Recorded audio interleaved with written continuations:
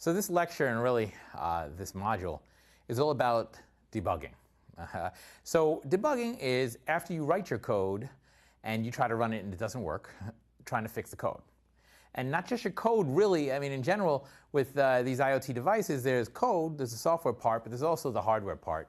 And you have to debug them both together, which adds complexity.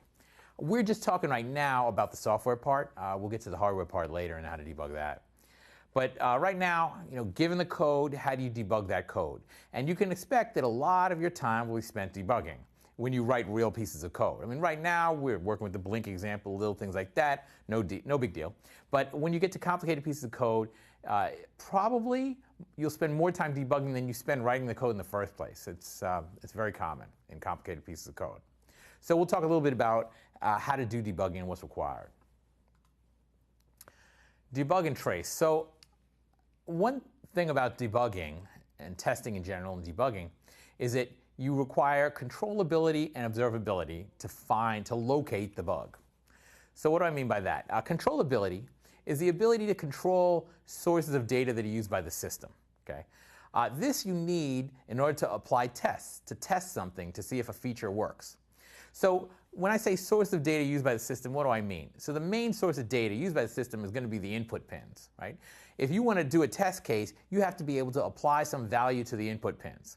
Now, this might be done through your sensors, right? So for instance, say I've got a switch connected to the input pins. I can flick that switch off and on and control the input pins that way, which is the best, right? Or say I've got a light sensor or something like that, and and it's connected to some pins. I want to control that. I can change the lighting in the room, right, and control the pins in that way, indirectly. So the input pins are your main interface. And if you want to do a test, you say, well, I wonder how my system works if the switch is flicked on and it's very bright in the room. Then you can set that up and power it on and run it. And that's a test case. And then you can try other test cases, right, to detect the bugs. So that's what I mean by controlling the data sources that the code is using. Now, the input pins aren't the only thing that you would like to be able to control.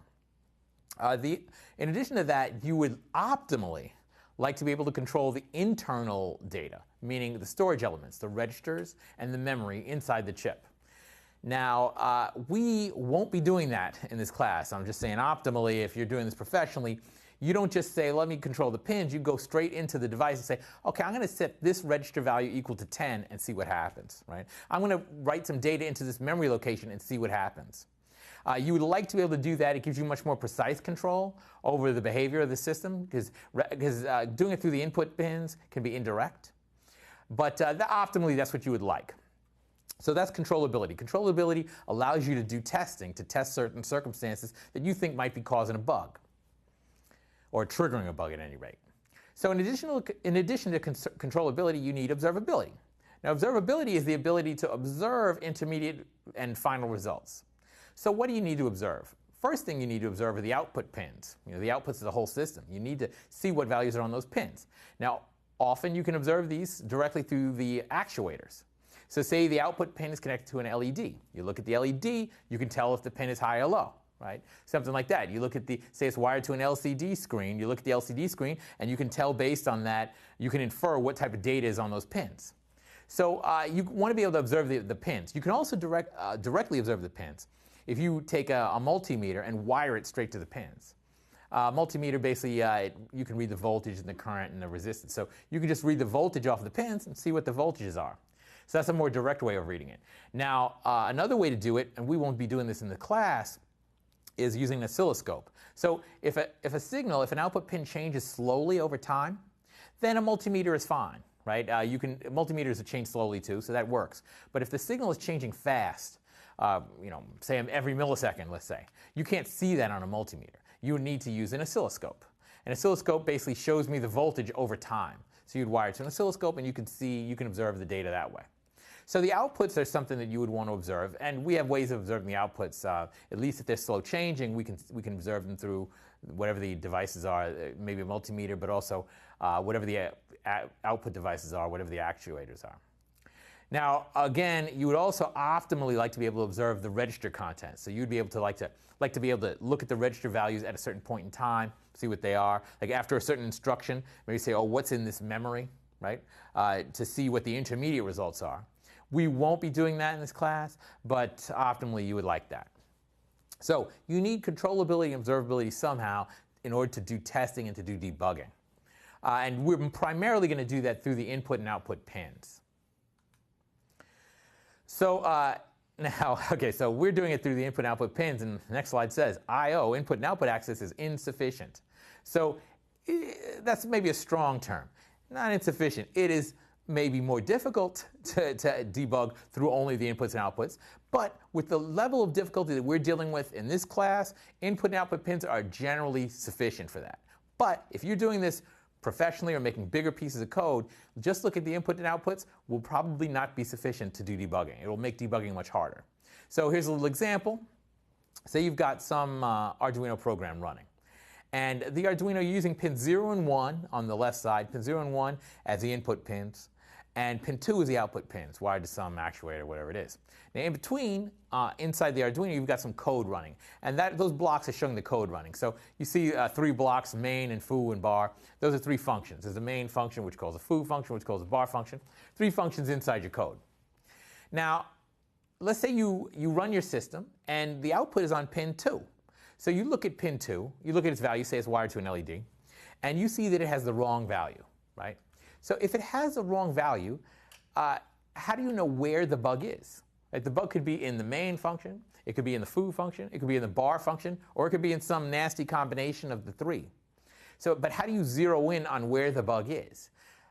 Just knowing that the output is wrong, that pin 2 is wrong, doesn't give you much information as to exactly where in the chain the problem happened, what part of your code it happened. Now, if you have a small piece of code, like the blink example, you're talking to 5 or 6 lines of code or something, so who cares? But if you have a real piece of code, then you need more direction than just the output is wrong, right? You need to know exactly where it went wrong, maybe which variable had the wrong value, and the variable stored in memory somewhere. So I/O access for big systems is insufficient for doing debugging, but for what we're doing, it's what we have, and it's efficient. Okay, so properties of debugging environment. So what would you like to have in terms of debugging environment? And what I'm talking about here is really optimal in terms of if you're building a bigger system or more complicated system, what you would like. We don't have this, okay, for the Arduino, but this is what you would like. This is what professionals have. So run control of the target.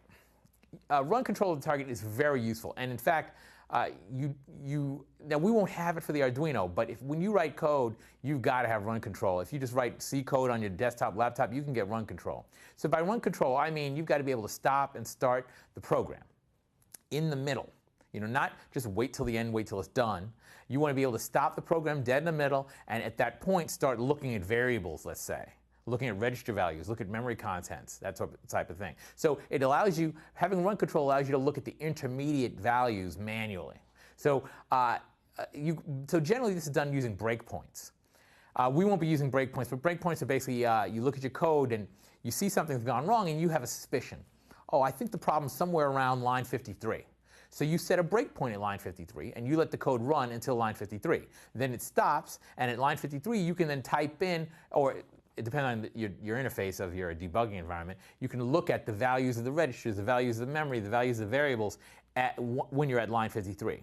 And then you can step through the code. You can say, okay, execute one more line.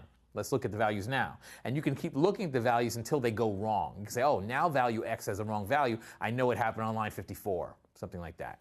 So that's run control of the target. We don't have that for the Arduino Uno anyway, but that's a very useful thing to have. Real-time monitoring of the target. So what we mean by this is that say you use the run control on the target, it alters the timing execution of the target. So what that means is that, say you got a piece of code, and generally that code, say you got a loop, right, the loop function, and it takes 1 millisecond to execute the loop function, let's say. So if you do run control and you set a breakpoint in the middle of that, it runs for half a millisecond, you check things, and you run it for another half a millisecond, but the total execution time is now much longer because you stopped it and did some debugging and checking, right? So you have now completely altered the timing, the performance of the system. Now, in a system like in IoT devices, and a lot of IoT devices, the timing is very important to the correct operation of the system. If you don't get the timing right, it doesn't work. So real-time monitoring is what you would like. Real-time is where you don't stop, you don't set a breakpoint and just stop the execution. You view data about the execution in real time, right? As it is executing, you are viewing the data. So for instance, say there's a value x, a variable x. You don't have to stop the program and then say print x. You can just see x coming out on some pins while it's executing. Without slowing down the processor, you can still see the value of x, let's say. That's runtime monitoring.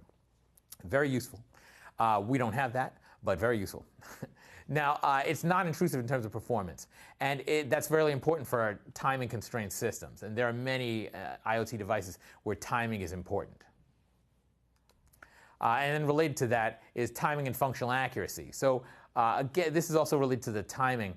What this is referring to is the fact that sometimes the way people debug is rather than running the code on a real system, they simulate the code. Now, if you simulate the code, the simulator usually doesn't run at the same speed as the actual system. So you're altering the timing performance just because you're doing simulation.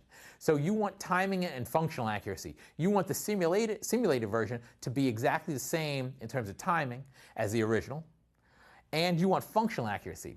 So another thing about simulators is that often simulators, they model most things, but there are certain things they can't accurately model. So they can't do certain behaviors. For instance, if you're doing a simulation, simulating an analog to digital converter is very hard. So sometimes simulators won't do that.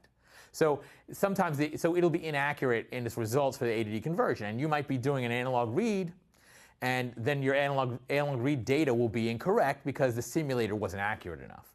So you want accuracy in terms of timing and in terms of functionality, if you can get it. Thank you.